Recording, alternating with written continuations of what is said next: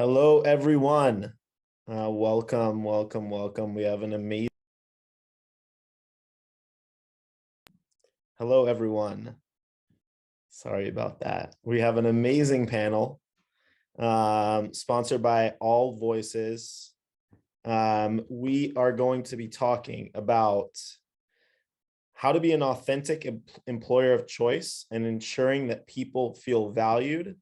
Our goal here is to share how to be an authentic employer, rooted in values, using our values, sharing tangible ways to demonstrate that you value folks at your organization. And we have some incredible people here today that I'm honored to be alongside. I will let them give their introductions. Just who I am. I'm Natan Fisher. I'm the co-founder of SingleSprout. We are a tech-enabled recruiting firm focusing on software engineering, product, data design, as well as legal recruiting for VC-backed tech startups. And I will pass it to Jess, Jasmine, and then Marsha on their own introductions. And my pronouns are he and him.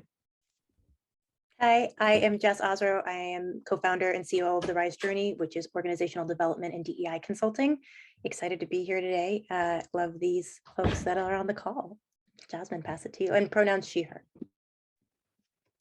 Perfect. Hi, everybody. I'm Jasmine Francis, pronouns she, her, hers. I am the Senior Director of People and Culture at Thinks, and Thinks specializes in underwear for periods and as well as incontinence. And I'm also the co-founder of a people practice focused, thank you, Jess, on consulting called Human Connection. I'm really excited to be here today. I will pass it along. Good afternoon. I am Marsha, Lindsay, and I serve as the Chief Diversity, Inclusion, and Talent Officer at Pittsburgh Technical College. I will be approaching my 1 year in Pittsburgh, so I'm really excited to be here and participating. My pronouns are she, her, and hers, and certainly looking forward to collaborating and learning more about my panelists and enjoying the opportunity. Thank you, Jess, Jasmine, and Marsha. Just quick, for those who don't know, who aren't familiar with AllVoices empowers employees to provide anonymous feedback, ask questions, share positive input, report harassment, bias, culture issues. They are incredible. I would definitely check them out, and they're helping to power great conversations all across the board.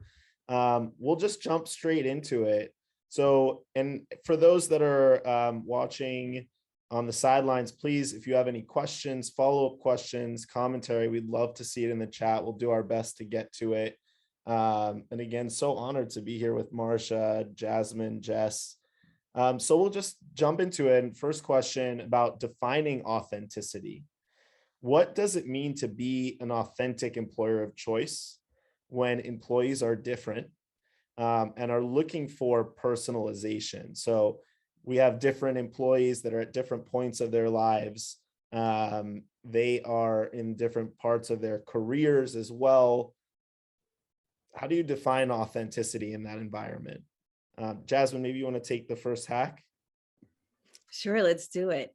Yeah, so you know what? I really think it starts with understanding what authenticity means to each person. It looks so different to everybody. Being authentic to me means, you know, being forthcoming about my mental health challenges, being a Black woman, being, you know, from, you know, DC, North Carolina, New Jersey, all of these different things. And so how I show up and all these things that make me me, that's part of my story. And so I need to be able to be in an inclusive environment where I can show up and be all of those things. And I have an organization that can support me in being as such. And so really, you know, being an authentic employer is about showing up for your people in the way that they need to be supported. There is not a one size fits all authentic employer definition. I think it's really having, the key is really being broad and not having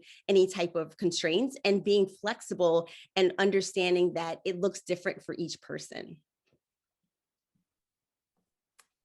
Thanks, Jasmine. Jess or Marsha, anything to add? And I'm kind of curious also to touch on values, right? And looking at values when we're trying to use a set of values that pertain to all of our employees, but people are different too. Anything there, Jess or Marsha? So to piggyback what Jasmine said, one of the things I think is imperative is for us to talk about authenticity. We need to know who we are in our authentic selves. And, we want to gain the trust and confidence from those we serve in our community, whether it be at work or, in your personal life. So I think that's important. And I think that ensuring that leadership understands the imperative about authenticity. We're striving at PTC to ensure that we have a culture that is authentic and not aspirational. So we have to understand what that looks like, not only for ourselves as an individual, but as an institution as a whole. I have a slightly different take in terms of, I know that every employer is not for every employee.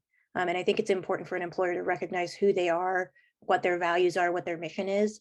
If your mission is to make a lot of money and do something really well, some people are going to be ready and aligned with that. That doesn't mean you have the right to mistreat employees or not have things in place, but how you work and how you define how you work can be authentic, and it's still not work for some employees. And that's okay, as long as you're not trying to force anybody, or you specifically cater your hiring process to find the right folks and bring in your values and bring in what's authentic to that process.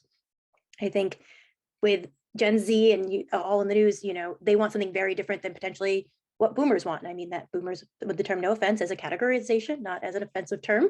And it's important for an organization, for their C-suite, for their leadership to recognize, authenticity for themselves, but also who they are as a leader within the organization, and just live that and breathe that and talk about that transparently. Because if it's not right for somebody, like, that's okay. Figure out a pathway to, offboard off the company or onboard people, but, don't necessarily try to be everything for everyone. Right. Yeah, it's interesting. I mean, if what I'm hearing is transparency first of who's, representing the company, who they are, and obviously transparency in who is at the company, what the company stands for, being open about that. Jess, I thought that was a great point. I saw on one of the articles on LinkedIn today was that Gen Z, 80% want a job that better aligns with their values. And then 76% more opportunities to learn and practice new skills, 61% upward mobility. However, when you look at millennials, Gen X, and baby boomers, mainly focused in this poll, at least, on compensation and benefits in their next role. So interesting. And obviously all of these, we should be as transparent as possible. How do we encourage employees to express their authenticity at work, Jasmine? Yeah, I just want to go back to what Jess mentioned as well. Like, another theme that I'm hearing as well is being human. That is what this all comes down to, like being authentic and being human, and having that show up in the values is really, really important. And not everybody's going to align to those values, right? And that's why, kind of to what Jess's point was, is, as you have new hires or candidates coming on board and you're interviewing them, you want to understand, how do they align to the values? Because you want to create not just a one size fits all type of employee workforce. You want to have people who add to the values in their authentic way. And so that means it's going to look like so many different things, but there is going to be some type of theme and fabric, because they're all aligned to the values. And so I'm so sorry, Natan, do you mind repeating that question? I got so into that. No worries. No, that's great. How do we encourage our employees to express their authenticity at work? Yeah, I think, thank you for repeating that. Sure. I think it comes down to, again, what Marsha was saying, being authentic in who you are and knowing who you are, while also balancing the fact that you are at work. There are, there are going to be unspoken rules and norms that happen within there. And so making sure that you're transparent, number one. I would say meet as many people as you can and be a little bit vulnerable. That's the only way that people are going to understand sometimes the why. So, for me, I may get passionate about certain topics and maybe it comes off a certain way. But if you take the time to get to know me, or I proactively become vulnerable with certain people, then they'll get to know the reason why. And so that helps to create a level of comfortability, not only for allowing people to be authentic, but hearing people's stories and finding a bridge to connect with them to create a more inclusive environment. Yeah, I love that. I think the more, especially on the people side of the people teams, the more you can encourage your employees connecting with each other, the more that's going to come out. I know there's an app on Slack that some use called Donut, and providing those atmospheres, not just the happy hour, which some love, some don't, but actually putting people together to really learn of who is this person that's on the other side, and so much these days on the other side of the computer. I want to jump in really quickly, Natan, and this is really important for leadership, because if leadership doesn't demonstrate authenticity, if they don't demonstrate vulnerability, you can't ask your employees to. I previously worked at a mental health startup, and the CEO talked about his family members' mental health conditions, but not his own. And while we appreciated him sharing his story, if he had talked about his own, so many others would have been willing to talk about their own.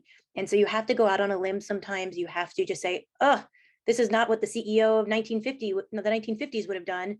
And that probably means you're on the right track if it's not the thing that the CEO in the 1950s would have done. If you're not willing to do it, you shouldn't ask your employees to do it. Well said. Well said. Marsha, anything to add there? No, I do agree again that the vulnerability part is important.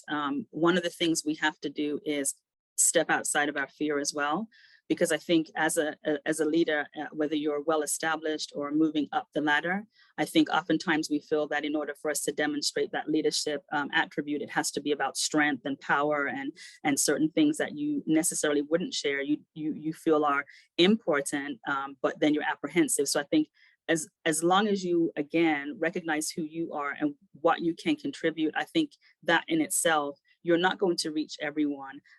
Those personal experiences that you have are going to engage those individuals who may be struggling with sharing a part of who they are because they don't want to be judged. But I think, again, as you've both stated, the vulnerability is paramount, because at the end of the day, we are human. We are all subject to having the same challenges at varying times in our lives. And I think that however we choose to communicate that and convey that to the individuals that we're working with, I think that it also helps to establish us as someone who, at any time, though we may not have the experience, we've demonstrated that vulnerability, and they will feel more comfortable sharing their concerns and any challenges they may be having, and know that they're going to be in a circle, an environment of safety, which is very, very important as well.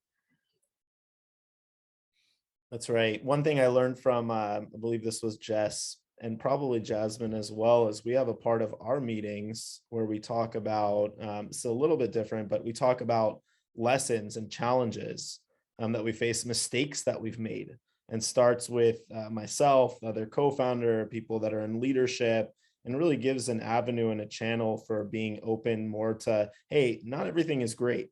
We're making mistakes. We're doing better. There's areas where we messed up and we can admit it. And hopefully that gives an opportunity for the rest of the team to share the same and be open and find curiosity there. Moving on, and Marsha, you touched on this with psychological safety. Does your organization have resources for employees to report issues to keep things safe and confidential?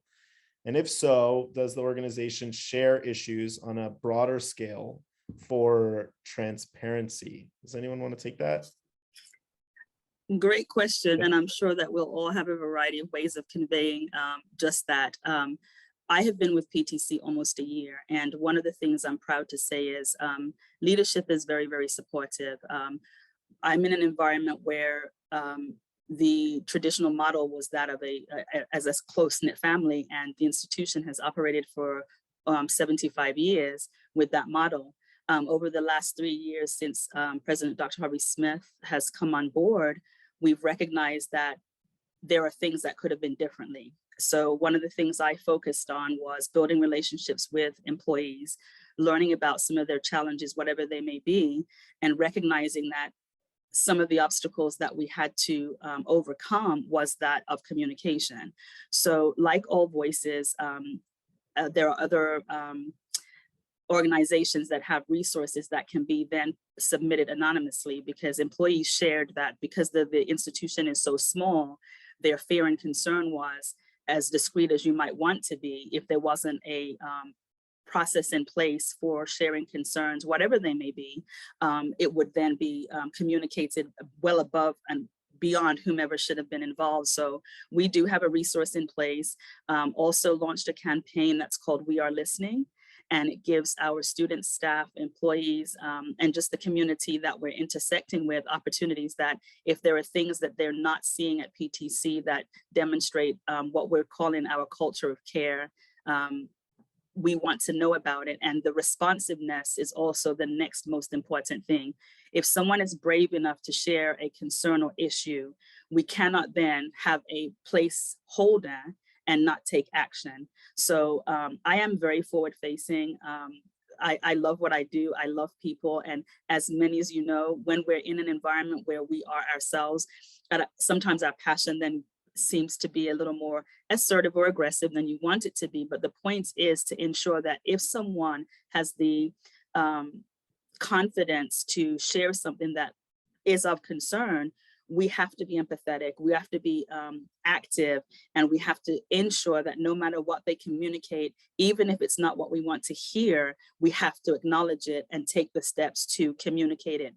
My final point before I allow one of my panelists to elaborate is, when I hear of an issue and I share it with leadership, I always say it's been brought to my attention, because I want them to know that it's something that's actionable, something that isn't isolated, and something that even if only one person may have shared it with me, it's worth communicating, because there may be others that have felt or experienced some of the same challenges, and it gives them more confidence to know that, okay, they're listening. So you can't have a system in place or a process or a line of communication that's not active and moving all the time to ensure that employees feel safe and feel heard. So thank you.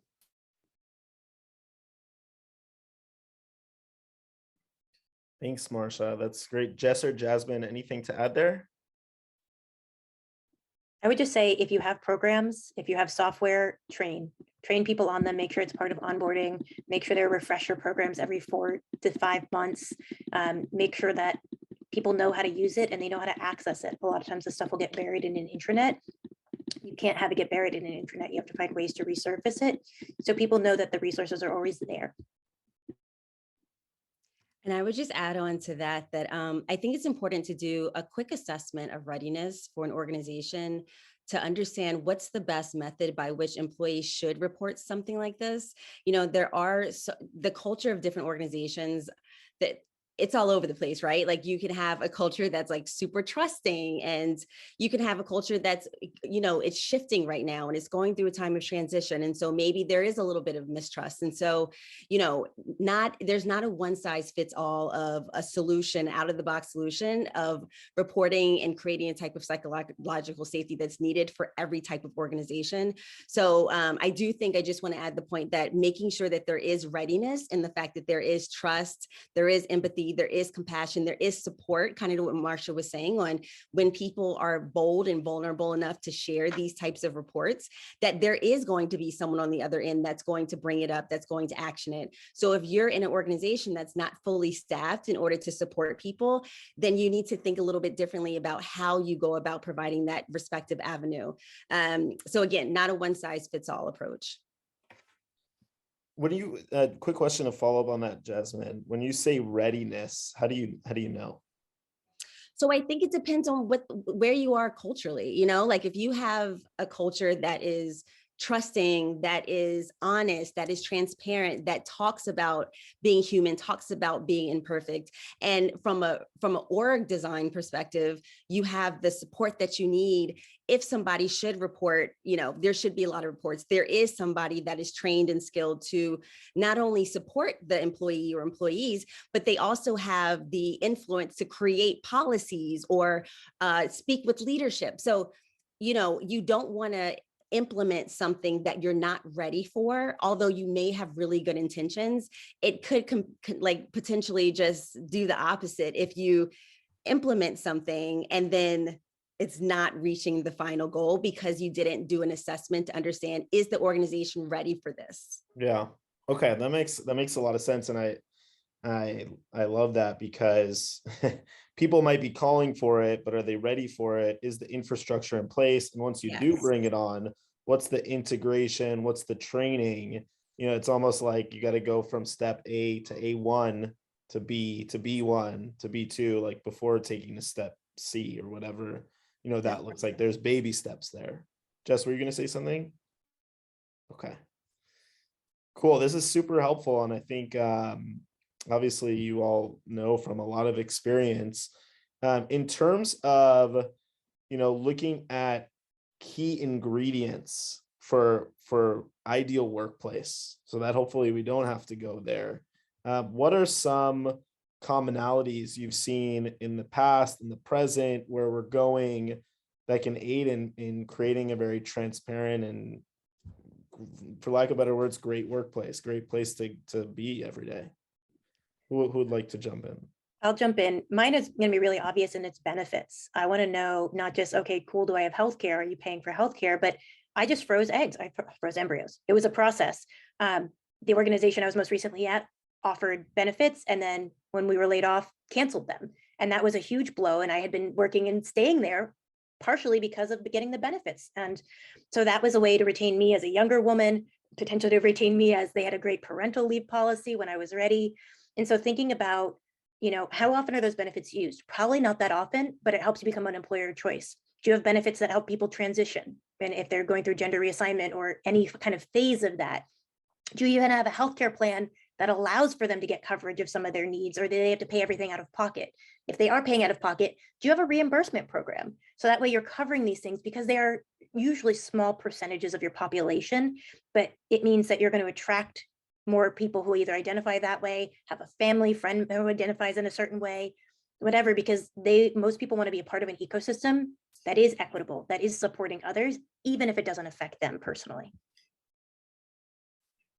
Just makes a good point. I think when we talk about benefits, the main focus is on the compensation and the visible benefits that we know are always there.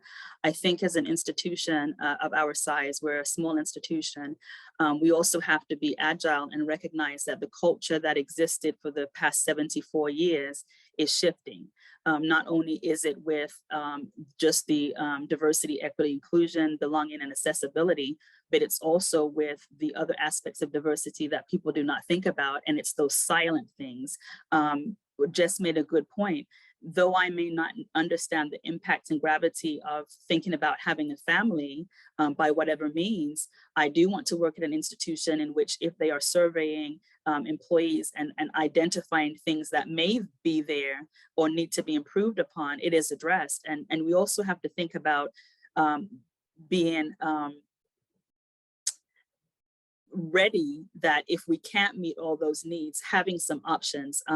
Again, with a small institution, our benefits probably are not as competitive as those of, University of Pittsburgh or those the like, but we have to recognize that we have to service the employees that we have now and the ones we hope to attract. So there are some benefits that if you recognize are not being utilized, for example, if you have a computer purchase program and only one computer has been purchased in the last 5 years, does that policy really need to be a priority one, visible to those when you're trying to attract candidates? Doing surveys, not only with the employees you have, but the ones you anticipated through predictive measures is important as well, because it's the whole employee that we have to service. And I think that that's when we talk about additional benefits, especially now in the climate of the pandemic. There are those of us who prefer to be on ground versus remote. But for those who are on ground, there's a certain degree of anxiety because you're feeling as if you're bearing the burden of everyone not being there on your shoulders. So, hey, if those employees that are coming on campus, maybe once a month, you order pizza or a nice salad from Chick-fil-A or whatever that is, to ensure that you're recognizing those who are on ground, but also making sure that opportunity is available for those who are working remotely, because we're all living this challenge, but in very different ways. And so sometimes, again, the benefits don't have to be policy oriented.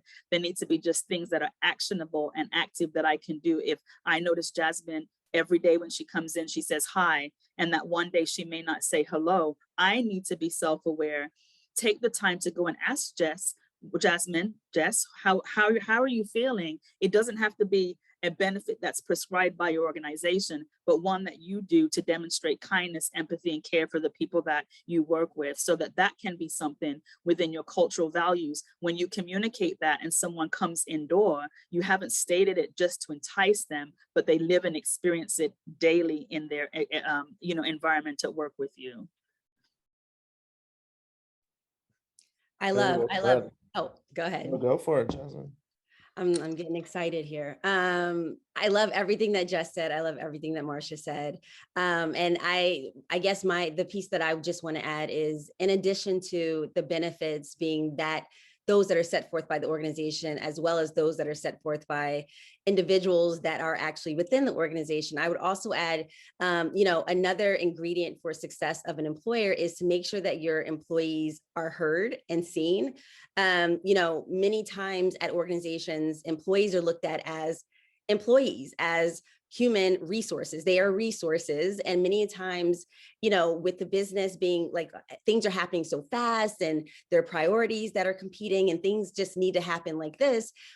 A lot of time employees are just, they're numbers, right? And they're moved around, or maybe they're, they don't get a say in what's happening and what's going to impact their lives at the place that they work at. And so I would say providing avenues of opportunity for employees to say how they're feeling, to respond back to different changes that are happening within the organization, to have an avenue of just saying like, we just implemented this policy and I've noticed that the majority of my team has taken advantage of this policy and I just want to say it's great. Like, get that feedback and make sure that as an employer, you're not making decisions based on what you think as a leader is right, because your lived experience is going to be different than everybody else's, but taking the time to hearing other people out to say, okay, the feedback that we've gotten this far is this, or, we're receiving consistent feedback related to that. That is really important. And when an employee / a person / a human feels seen and heard, it's motivating. Attrition rates begin to decrease, turnover decreases, retention rates, are phenomenal. Learning and development, growth, all those things begin to do better and be better, because they feel as though the work that they're doing, it's valued and they're being seen and they're being heard. And not only that, but there's a response to it. They're being seen and they're being heard. And then there's something that's being done about it. And again, not everything's going to have an action, but at least they know that the right people are hearing what needs to be heard. Very well said.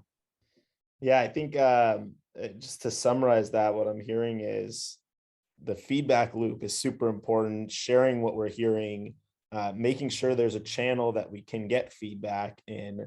Obviously, what Jess said, hands down, benefits. What does the company stand for? The policies, and Marsha sharing, and not just the benefits that we can see, but what does the company stand for behind those benefits? How do we create a community of kindness and care and people that are listening to each other? So I hope everyone that, obviously is listening at home to, these are all really great points. And, if you can create a company where people feel heard, turnover is going to go down. You're going to attract the right people, better people, probably people that want to fight to stay in the company and grow in the company. Let's move over to a very hot topic, the Great Reset, reshuffle, people moving around. Thoughts there? How has it impacted your organization? Marsha, do you want to do you want to take a hack there? Certainly. And you'll hear me continually preface that in the higher education institution, it's a unique space because we do not often have the resources to make accommodations if someone leaves, a particular position.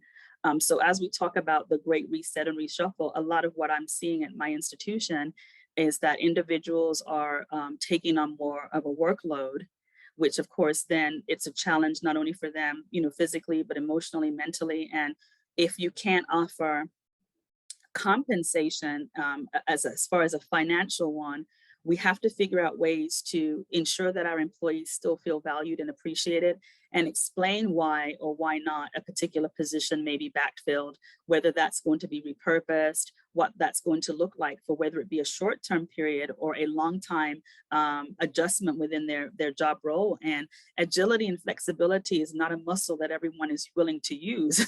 So as we talk about the reshuffle, I think that it's important, again, if there's a position that is not going to be backfilled, we communicate it to the individuals it's going to impact. It looks very differently for someone that's on ground versus someone that's working remotely, because it'll be easier if I'm looking at Jasmine next to me and say, hey, there's some additional work that needs to be done, versus having to track Jess down either by, Twitter or Instagram, Facebook, email, whatever that may be, because we all have to understand that the reset and reshuffle looks different for everyone. Some of us can thrive when we have to do a multitude of things. Others are kind of content in doing the same thing the same way all the time. But with so many things changing, the challenge that higher education has overall is we have very specific requirements for jobs. So even though we hear that it's an employee market, we don't have the opportunity to reach out to any and everyone and say, hey, we need you to be an adjunct for welding, because you may have transferable skills, but those skills may not necessarily fit within the profile that we're looking for work. And we're challenged again. A lot of our challenges are directly related to our revenue, which is through enrollment. If enrollment is low and people are leaving because they're overworked, it creates this continued cycle of stress and anxiety for everyone. So I think when we're talking about the reset reshuffle, we also have to recognize that by employer, it looks very differently. For some employers, they're like, great, this position is now vacant. We can repurpose that position to a department that was challenged before. But when you're facing that across your institution, it's a great challenge. So I think that as we talk about resetting, reshuffling, we need to acknowledge those employees who are going consistently above and beyond. And if we can't compensate them monetarily, we need to find things that ask them, hey, do you like going to the movie theater? And maybe buy them some movie tickets, whatever that may be, whatever that looks like. Providing a compensation that means something to the individual employee is something that I think that is paramount as we continue to talk about this reset and this reshuffle.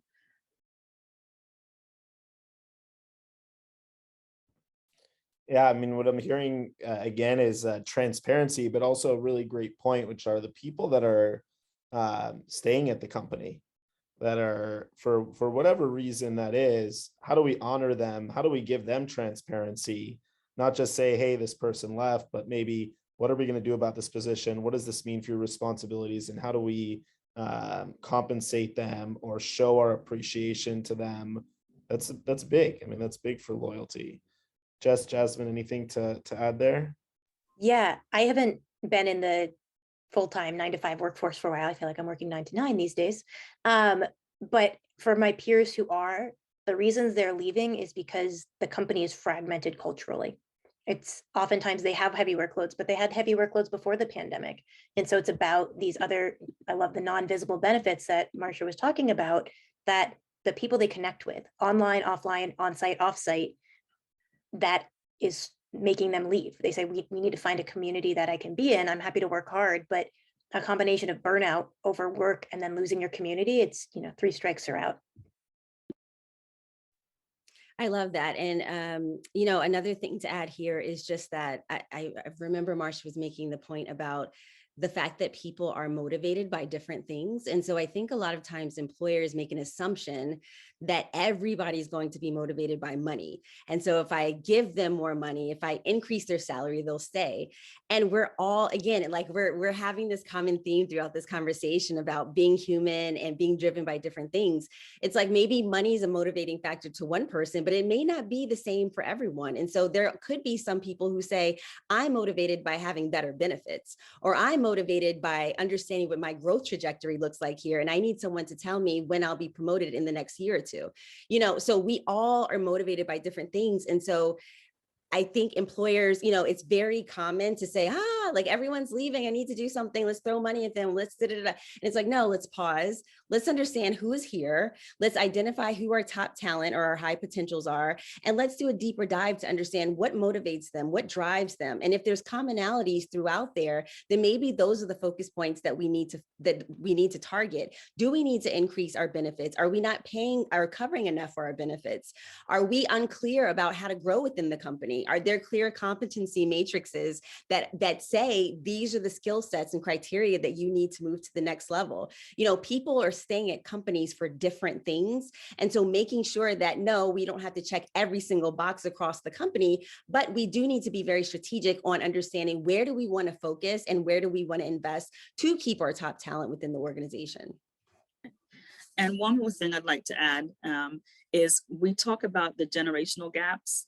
And I have to honestly say, I think more of that boils down to mindset. There's always creative tension. And I have learned so much from individuals that are in, you know, decades behind me and those above me. But I think that when we focus on the things that are important to the individual, we have to make a conscious effort not to say, oh, millennials or X gens or, you know, baby boomers, because again, I consider myself multidimensional. You know, I'm of a generation where typically once we learn something, we want to stay in an organization until we retire. And, you know, our only focus was on stability, but it's shifting because as we're recognizing that there are opportunities for even individuals in my generation to bounce around, learn new things, add, you know, depth to whatever organization you're contributing to, it also matters to you as an individual what that looks like. You know, again, in my generation, it was about finding a job, staying there until you retire. It wasn't necessarily about upward mobility, it was about stability. And so all of those things are important for us to consider when we're thinking about whatever it is we're trying to do to improve an employee's experience. Because again, we are going to alienate a lot of individuals if we only perceive that based upon age, gender, or experiences, this is what it looks like. So that's just a point that I really wanted to, you know, articulate, because I think that's important as well. Great point. That's I think that there's a lot. It makes me think a lot about, go back to transparency, but understanding what people want. And kind of curious here for you all, and I'm just going to throw this impromptu question. How often should we be getting feedback as a whole on this information? I've heard once every 3 months, 6 months. Of course, we want to put action. If I'm sitting at home right now and I'm leading a people org, it seems like there's a lot of valuable information. Things are continually shifting. What's the appropriate time to get that information? Ongoing. I just dropped in the chat, you know, don't forget about state interviews. There's a lot of survey platforms out there, and at the bottom of the barrel, but still works, Google Forms. If you're worried about benefits, create a couple of questions for a state interview about benefits and keep those questions consistent and randomize who gets it. 2 people from this department, 2 people from this department, 2 people from this department, or a whole bunch of different levels. And even if you send it out to intentional people and you're keeping track, it still can be submitted anonymously.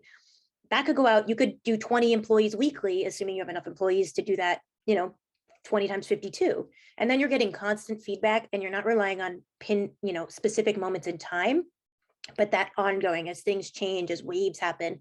If all of a sudden you see a huge dip in something or a huge rise in something, you can say, oh, something is happening. Like, let's investigate this. So literally, like, there's pulse surveys, like keeping a pulse on it. But specifically for the things that are working, that are still important to employees, when you think about, we talk about a lot of negative and retention issues, but like the positives, you know, just keep asking, keep talking, and you should still do at least an annual engagement survey at minimum as well. Thanks, I totally, Jasmine and Marsha. Yeah, go I ahead. totally agree with that.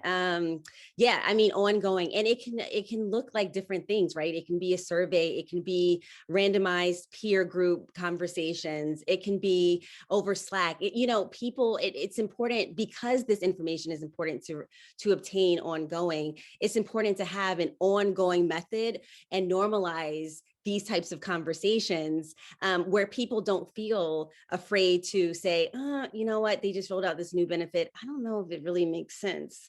Like, let's talk about it. Let's normalize having these conversations. And then more formally, there's obviously surveys and things like that. And then, you know, somewhere in the middle, you can have peer group conversations.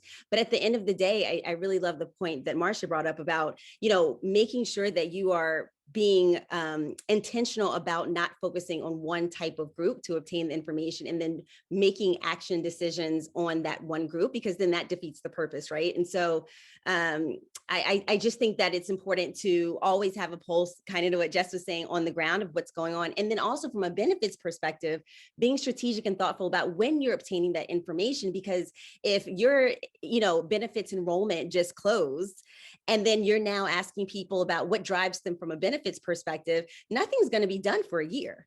And so, you know, looking at the calendar and thinking ahead of what are the timeframes that you actually have as an employer to make the changes, and timing that appropriately when you're asking your employees, because when you open that door to ask employees certain information, they're going to expect something to change like fairly soon. You don't want them to have to wait another year at the next enrollment period to see that something's happened. And these conversations are happening, whether you are a part of them or not. They are all happening. Yes.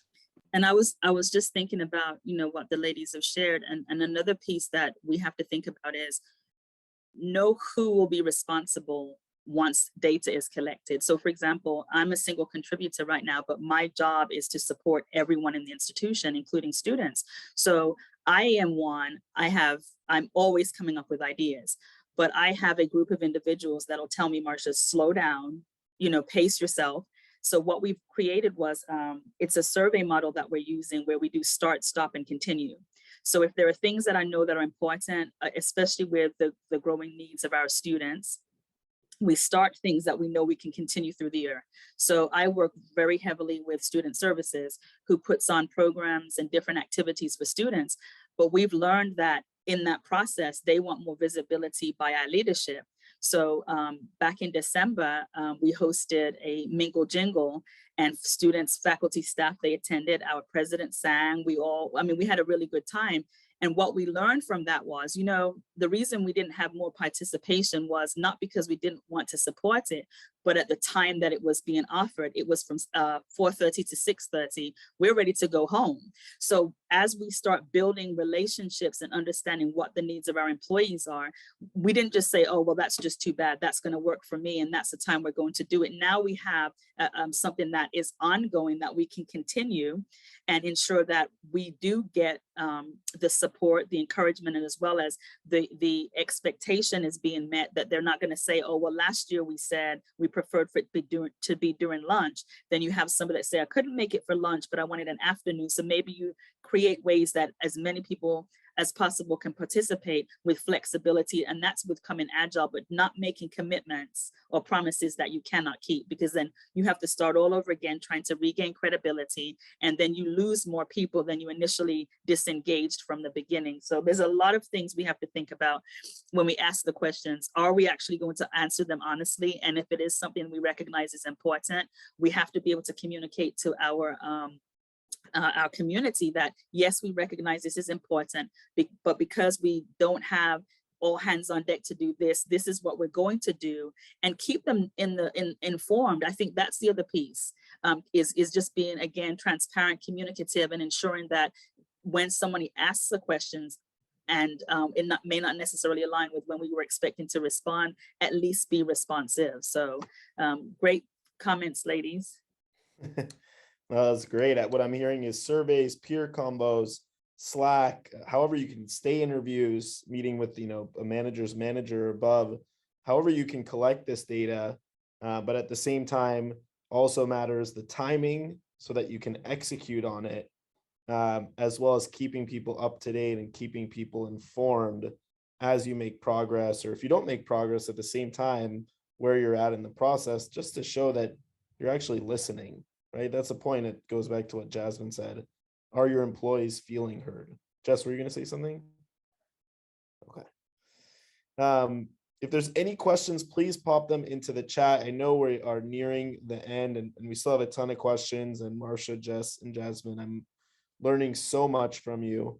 I'll come with a question. And again, if we see one in the chat, we will ask it. This one I thought was a great one.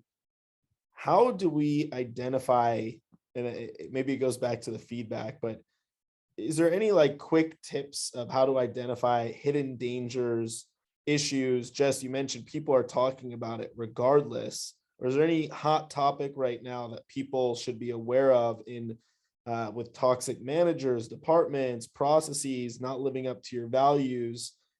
What's a easy way to figure this out? Who aren't people talking about? Who is avoiding, who are saying, oh, well, marketing, well, never mind. You know, talking about body language, talking about emotional intelligence. You know, if you're a chief people officer, a high level people person, people might not want to talk to you. So who are your kind of delegates? Do you have HR business partners that can support getting information? And if they come back to you and say, hey, Jane Doe is a problem, I'm hearing that, you got to do something about it. Every single organization, there have been toxic people that I know for a fact the CEO and C-suite knew about and did nothing about. There was no additional training. There was no taking aside. There was no 3 strikes. There was no, you're fired, which at a certain point, one person, no matter how good of an IC they are, they're probably not a good manager, because if they're toxic, they're probably not a good manager. It's not worth the 5, 10, 15, 20 people you're going to lose because of them, because they will drive people away continually. And if you see that, if you see one manager continually losing people, if you see one department continually losing people, even if you like them, even if you're besties with them, like, suck up your own ego and let them go. Because that's what it comes down to when toxic people aren't let go. It's to the egos of those above them every single time. I would say probably something that I'm hearing a lot about, and this is, I don't know if we'll ever stop hearing this, but return to office. And you know, we briefly touched on this earlier about how there are some people who prefer to be at home full time, and there are some people that require that level of high interaction going into the office. And there's some people that are some of both. And so I think, you know, that's a lot of buzz right now. I think it's going to continue to get a lot of buzz. And I think that employers need to be very thoughtful about what works for them and not looking at what their peer organizations are doing, number one. Number two, I think employers should have a good understanding of the type of culture, not only that they have like current state, but what kind of culture do they want future state? And where does return to office, if required, fall into that? If you want to be a certain type of organization and you're implementing a policy that may not align with that, then you're not probably going to get to the culture that you're requiring. And then thirdly, recognizing that there are so many factors that are contributing to people, whether they want to be in the office or at home or some of both. It goes back to the idea of being human. And just because you may be a leader and you are more comfortable going into the office because of your story, because of your environment, because of your culture specifically, doesn't mean that everybody else will. And so this is a time where empathy is more important than it ever has been, is because we need to be thoughtful about the situations that people are having at home, people have with their families, people have with their friends. You know, we're in tough times, right? And so we need to be flexible and thoughtful about how do we make sure that the employee base feels supported. Again, they feel seen, they feel heard, while also balancing what's best for the business and the bottom line. And it's sometimes not going to be a one size, again, I keep saying this, a one size fits all answer. But I do encourage, you know, employees are talking about that, right? Like they either loving what's happening within the organization or they're not, or maybe they're okay with it. But as you continue to attract new talent wants to know, do I have flexibility if I take this job here? Right. Or will I have to be in this model of what maybe everybody else at the organization works because they're in this, you know, specific culture and they're in this specific environment, or they're having these things happening, but that doesn't apply to me.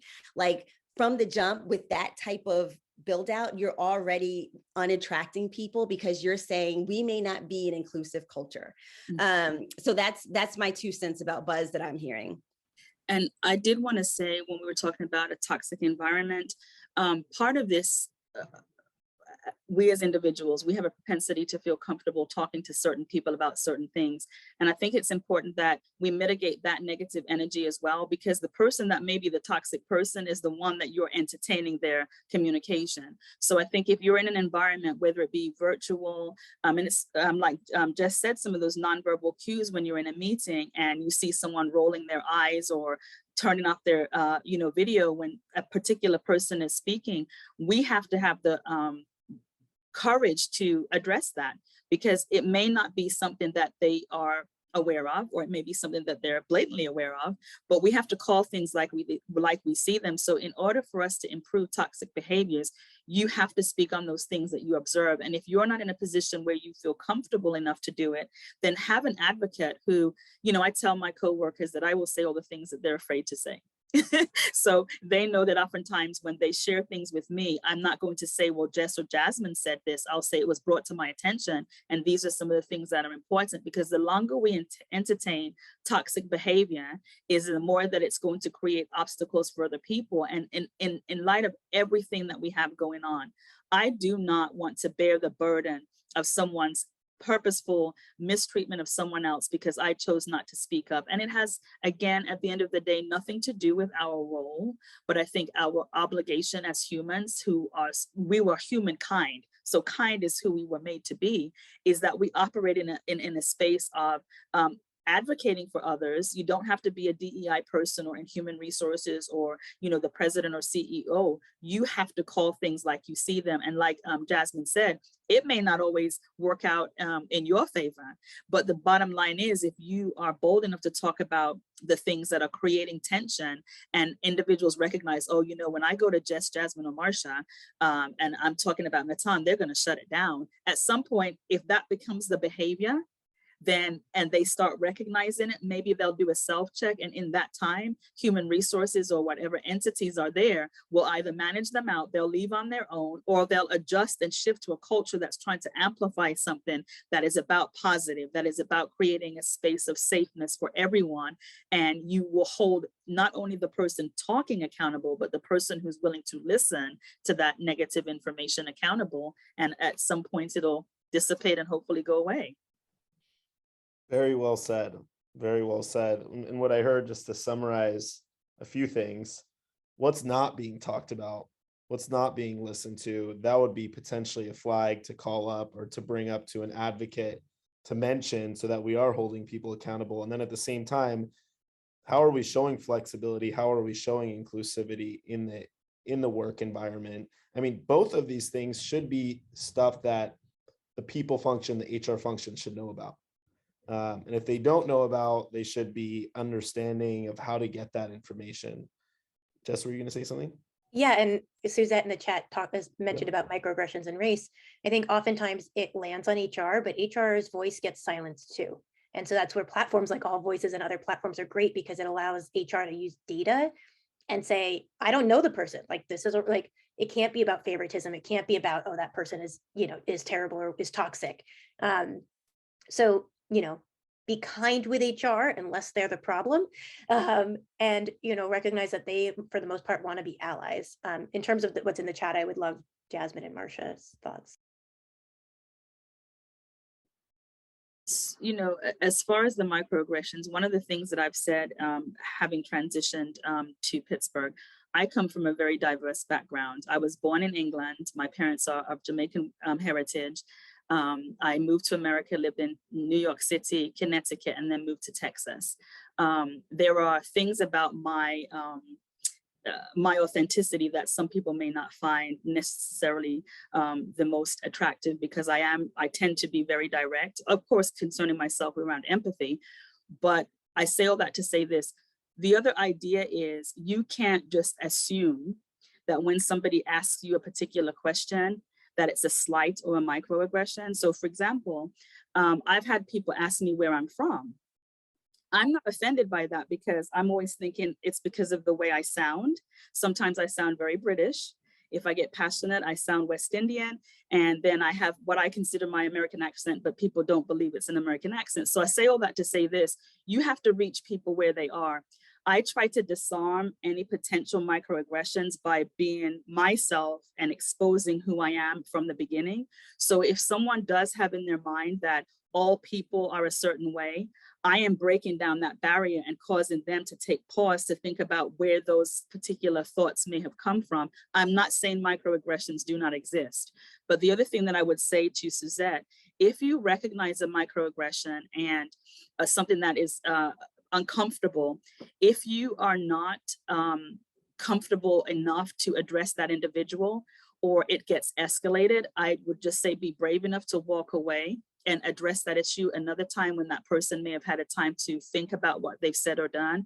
Because a microaggression, there are so many, you have the micro assaults, there are so many things that come up in a particular issue that if you don't handle it the right way, then you then create more tension around something that could again be addressed at a different time. And I'd also encourage you, if your human resources or diversity, equity, and inclusion team has not had training, there are resources that are available that are online.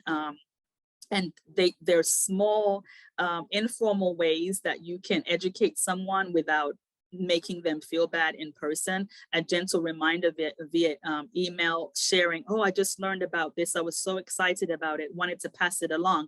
But you don't just pass it along to the person who was the party that may have, you know, demonstrated the microaggression. Share it in an environment where everybody can be partaking, and ensure that everyone understands. And the other thing that I would say is don't use terms and phrases that most people don't understand or recognize. We are in a world where there are a plethora of acronyms. And so often we in our experience spaces, we're using phrases and terms that others don't understand. If I said microaggression, somebody may not understand, but if I say you were just downright, I think throwing shade or passive aggressive, people understand that. So we have to remember to reach people where they are, but still hold them accountable.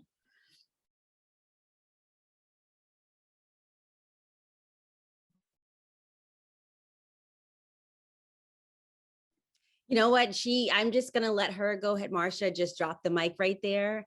I think all of the attendees are agreeing. So I completely second everything that you said. I'll just say accountability for yourself, for your actions, for someone else is part of that authenticity. You want to be an authentic employer, be accountable for yourself, for your organization, for your C-suite, for your actions, for the missteps, as well as, you know, the wins and the missteps as well. Accountability. That was great. I learned so much. Marsha, were you going to say something else? We can't hear you. I'm sorry, you see my eyes moving back and forth. I'm just making sure we haven't missed anything in the chat. Sorry. Yeah, if we still have a few minutes, well, just looking at the chat, there will be a recording, I believe, sent out. Christina will have more on that. This was fantastic. I mean, what I heard right there, obviously accountability. I loved what you said, also assuming positive intent, but in the right circumstances, of course, calling it out, and making sure that, one, we're being, Marsha, you mentioned being overly, obviously, transparent with who you are, so you can minimize those, you know, whatever passive aggressive, microaggressions, etc. At the same time, in the right format, calling it out, sharing it when you learn. Also, when you learn and you honor someone else and then their teaching, sharing it with others and being vulnerable that it's okay to learn, it's okay to be wrong, I think creates a very positive culture. And something I love about cultures when people share what they've learned, that's fantastic. I think we're out of time. Jasmine, Jess, Marsha, Christina, AllVoices, thank you so much for spending your time here this morning, this afternoon. Very helpful. I'm excited to look at the recording again. You are all fantastic people. Thank you. Bye, everyone. Take care. Thank you so much, AllVoices. Natan, you were an excellent moderator. It's the panelists. Yes. It's an honor. Christina, thank you so much. Bye, everyone. Bye-bye. Bye.